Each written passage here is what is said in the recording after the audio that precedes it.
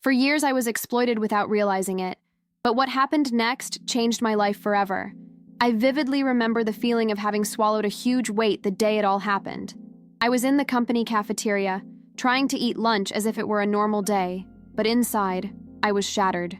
It was as if every look pierced my skin, labeling me, judging me without even knowing the truth. The muffled laughter of some people, the whispers in the hallways, everything seemed to point to me, the cheapskate, the one who doesn't know how to keep commitments, the one who likes to show off and then plays the victim. These words echoed within me, even though no one had the courage to say them directly to my face. I had already been through weeks of exhaustion, but there, on that sweltering afternoon, was the moment I realized I was being massacred for something I didn't deserve. I felt like crying, but at the same time, I was so angry that even my hands were shaking. And it was like that, in this mix of humiliation and outrage, that I began to see how much I had allowed myself to be put in this position.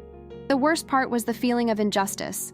I had given my all, invested my time, my money, my dedication, and yet they still painted me as the villain. It was like being trapped in a nightmare where everything was upside down, and I couldn't wake up. Let me introduce myself. My name is Eliane. I'm 34 years old, and at the time, I'd already been working at the same company for almost 8 years. I've always been the person everyone turns to when they needed help. I was the one who bought gifts for colleagues, organized holiday parties, and chipped in when someone was struggling. It was almost automatic. Someone needed something, and there I was, offering. I grew up hearing that generosity was a virtue, and I always thought it was my obligation to be kind to everyone. But over time, I realized there was a huge difference between being generous and being taken advantage of. I didn't realize it, but I was constantly wasting energy, money, and even my emotional health maintaining the image of a good friend, the one who never said no to anyone. Carolina, Viviane, and Priscilla were my co-workers and became part of my closest circle. At first, I believed our friendship was genuine, that they genuinely cared about me. But today I know I was naive, that I mistook convenience for affection, and I ended up paying a high price for it. The final straw was the birthday party I organized. Carolina had mentioned weeks before that she wanted something different to celebrate her 30th birthday. Excitedly, I thought about decorations, party favors, and a themed cake. I spent hours researching suppliers, negotiating prices, and before I knew it, I'd already spent over $1,200 out of pocket. I wasn't rolling in cash, far from it, but I always found a way. And as if that weren't enough, I even paid my share at the restaurant where the celebration took place. Deep down, I hoped that, at least this time, someone would recognize my effort. But what happened was the opposite.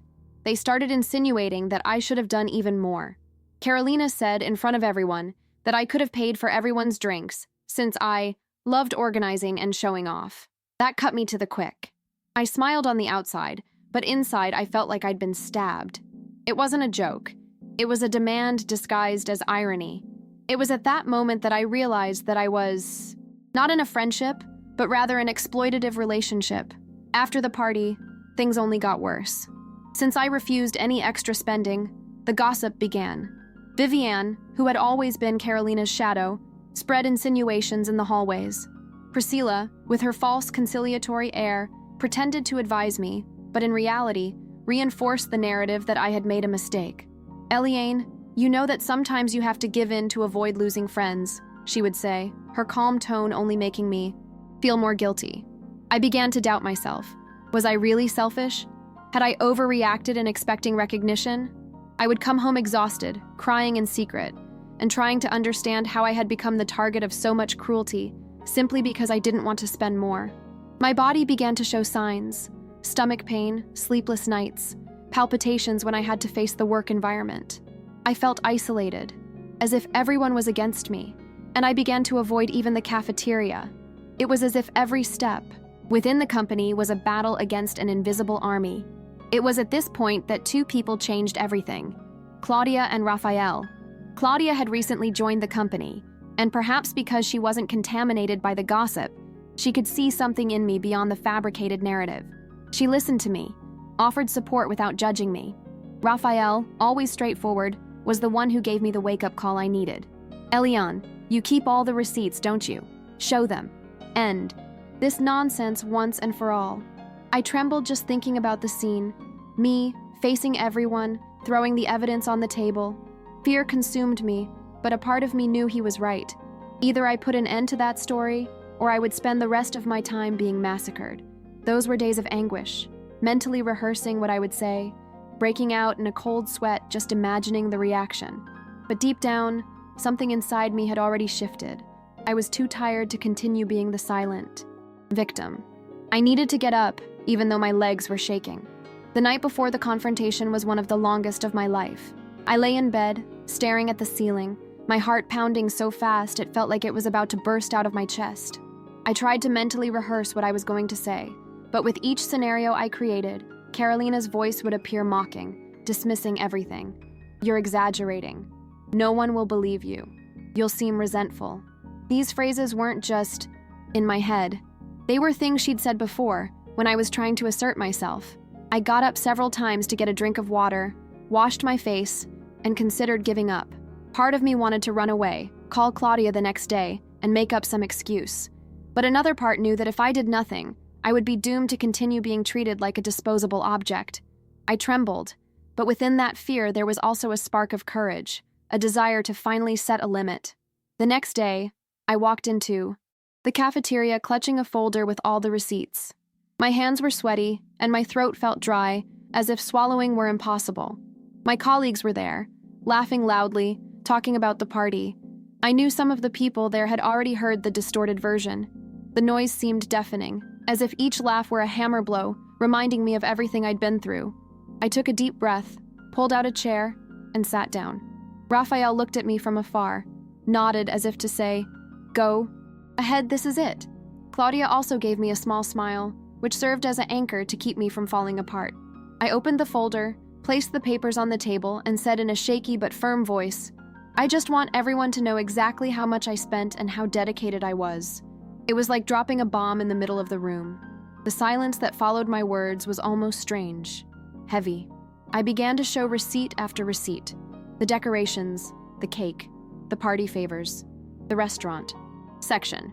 Everything was there, documented. As I spoke, I saw faces change. Some with surprise, others with embarrassment, and especially the three of them, Carolina, Vivian, and Priscilla, squirming, trying to find a way out. Carolina tried to laugh, saying that no one was charging anything, but her voice was weak, lacking the same confidence as before. Vivian lowered her eyes, and Priscilla, for the first time, remained silent. I was nervous. My voice cracked at times, but each word I uttered felt like a stone was lifted from my chest. I felt my whole body vibrate. I don't know if from fear or relief. What struck me most at that moment wasn't their reaction, but what happened around them. People who had remained neutral until then began to speak up. A colleague commented, "Elian, I remember you running after the cake. You did it all by yourself." Another said, "That's unfair. Everyone knows you always help." I hadn't expected support from anyone other than Claudia and Raphael, but suddenly I realized that the truth was stronger than gossip. It was as if, finally, the curtain had been pulled back and everyone could see reality. I was still trembling, wanting to break down, but also with a new feeling. I had stood up for myself. I didn't stay silent this time. After that day, nothing was the same. The three of them lost the power they had over me and the environment. Of course, there were still sidelong glances and attempts to minimize what had happened, but I was no longer the same. It was as if that act had broken something inside me, but at the same time, it had rebuilt me on a new level. I began to realize that for years, I had accepted crumbs, thinking they were friendship. I discovered that there is a huge difference between being good and being submissive, and for the first time, I felt proud of myself. I had faced my fear, spoken out, shown who I truly was.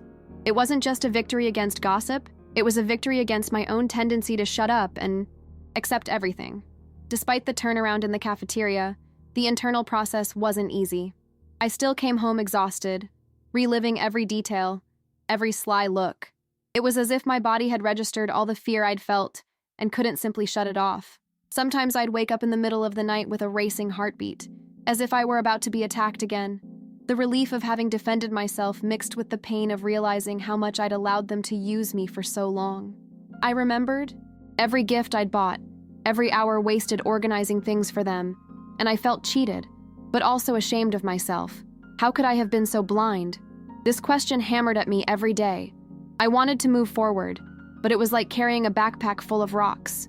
It was Claudia who gave me the first real jolt. She invited me for coffee after work and said bluntly, "You don't have to feel guilty for being good. It was their mistake, not yours."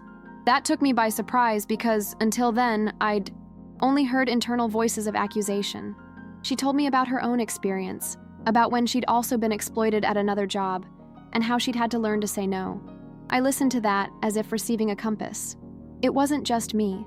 I wasn't weak or stupid. I just hadn't learned to set boundaries.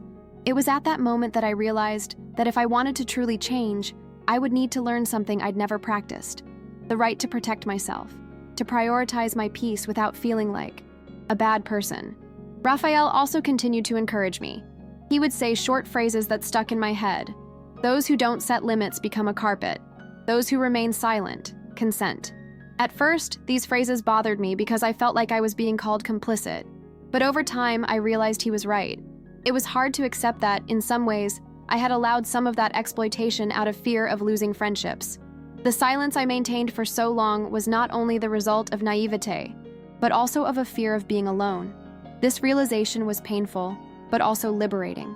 If I recognized my share, I too could change. I couldn't control the evil of others, but I could control how far I allowed it to go. Around that same time, something unexpected started happening. People from other departments were coming to me to compliment the party, asking for vendor tips, asking if I could help organize small events. At first, I responded with a simple, "Yes, I can," thinking it was just curiosity. But then Andrea, from a department I had little contact with, invited me in for a chat. She said, "Elian, you have a talent for this. Have you thought about turning it into a side gig? I could recommend you to a friend who's planning a 15th birthday party." I was speechless. It had never crossed my mind to make money from something I'd always done for free, but the idea stuck with me.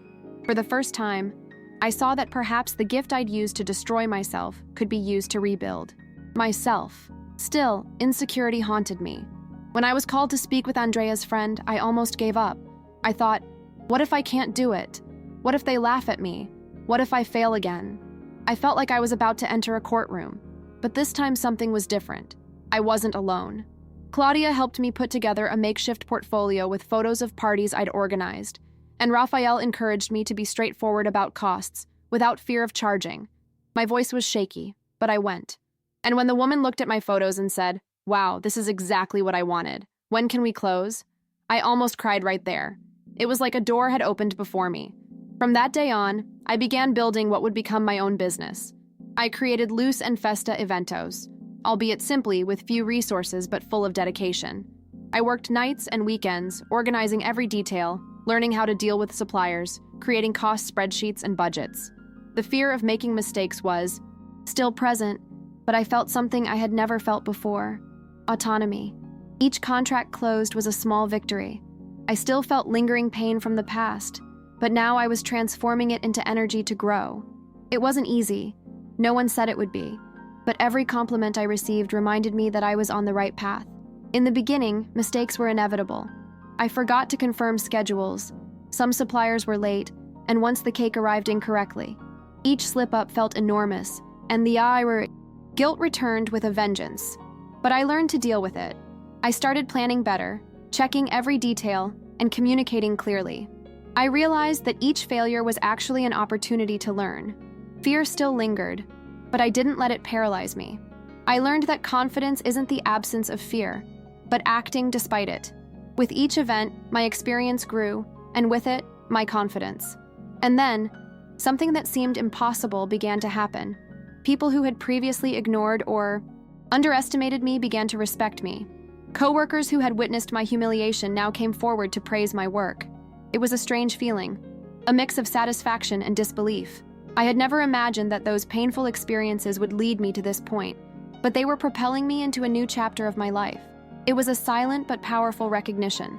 The work environment changed, and I realized that my worth depended on no one but myself. Life began to take on a new rhythm. My events were praised, clients returned and recommended others, and I finally realized that all the effort that had previously been exploited by fake friends was being valued by those who truly understood my work. I felt a mixture of pride, gratitude, and relief. Pride in having stood up for myself, gratitude for having received support from genuine people, and relief in finally experiencing a phase where my talent was recognized. I learned that you don't have to be great to be valued. What matters is putting your heart into what you do and not being swayed by those who only want to take advantage. Today, when I look back on everything I've been through, I feel a lump in my throat. The pain I felt still exists, but it no longer defines me. I faced fear, fought exploitation, showed my truth, and built something solid from the ashes of what destroyed me. I understood that setting boundaries isn't selfish, it's survival, and that generosity only makes sense when it doesn't cost your own dignity. I still struggle with small insecurities, but now they no longer have the power to paralyze me. I discovered that we can rebuild ourselves, even after being exploited, deceived, and humiliated. That no matter how painful it may be, there is a path to freedom and recognition. As the months passed, my business began to solidify. Luz and Festa Eventos was no longer a side project. It became my main occupation. Each event I organized showed me new possibilities, from simple birthdays to weddings and larger corporate events. I began to feel that finally my efforts were paying off, not just financially, but emotionally.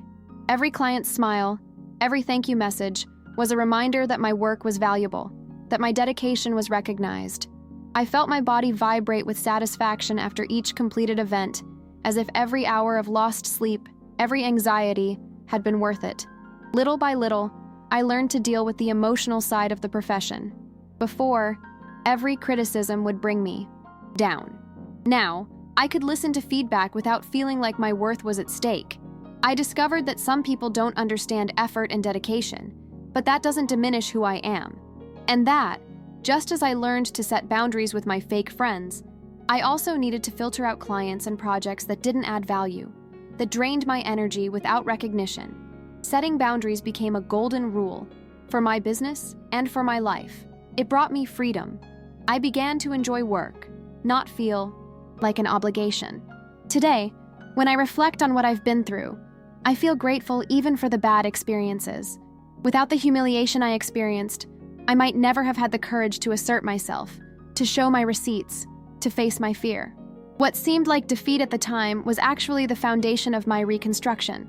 I learned that resilience isn't just about enduring, but also about reacting, acting, and transforming pain into strength. Every hidden tear, every sleepless night, every heartache served to strengthen me. And most importantly, I learned that true generosity shouldn't destroy you. Little by little, I became a reference in my field. Friends began contacting me for help with parties, referrals poured in, and professional recognition finally arrived. But more than that, I regained my self-esteem. Today, I know I don't need to be everything to everyone, that I can say no without guilt, and that my voice carries weight. I discovered that my courage lies not in the absence of fear, but in the ability to face it, even when trembling, even when insecure. I still remember the lump in my throat, the sweaty palms, the racing heart that day I showed my receipts. But today, it's a memory of overcoming, not defeat. I know I still have bits of pain that surface from time to time, but they no longer define me. I look back and see how much I've grown, how much I've learned to value my work, my time, and my dignity.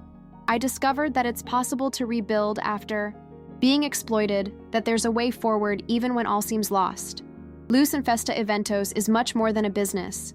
It's a symbol of independence, courage, and healthy boundaries. I learned that facing fear, asserting myself, and taking action are essential steps to turning things around. And today, I can say, with pride and still a bit of emotion, I did it. I managed to free myself, defend myself, and transform pain into strength.